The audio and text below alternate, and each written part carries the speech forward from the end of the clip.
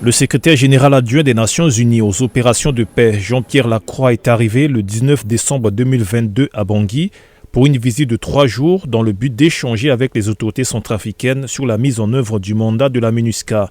Une visite qui intervient un mois après le renouvellement du mandat de la MINUSCA le 14 novembre 2022 par le Conseil de sécurité de l'ONU par l'adoption de la résolution 2659.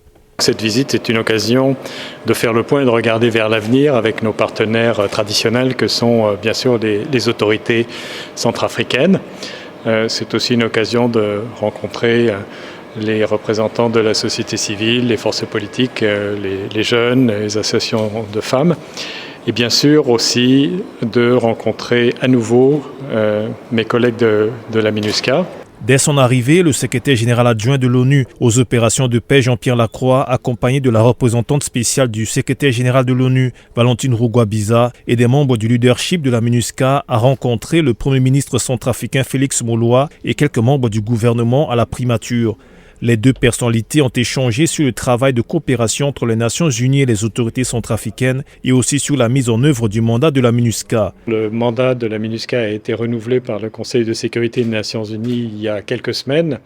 Et donc il était important de regarder avec les autorités, évidemment avec le chef du gouvernement et les principaux ministres concernés, la manière dont nous allons travailler ensemble dans les mois à venir, dans le courant de l'année prochaine, pour faire en sorte que ce mandat soit mis en œuvre pleinement et que surtout nous puissions répondre au mieux aux attentes du peuple et des autorités centrafricaines. Durant son séjour à Bangui, le secrétaire général adjoint de l'ONU aux opérations de paix, Jean-Pierre Lacroix, échangera avec les leaders de la société civile, de la plateforme religieuse, de la jeunesse et des femmes.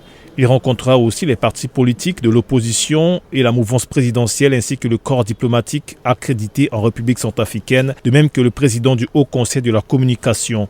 Jean-Pierre Lacroix rencontrera également le président Faustin Archange Touadéra avant de clôturer sa visite en République centrafricaine.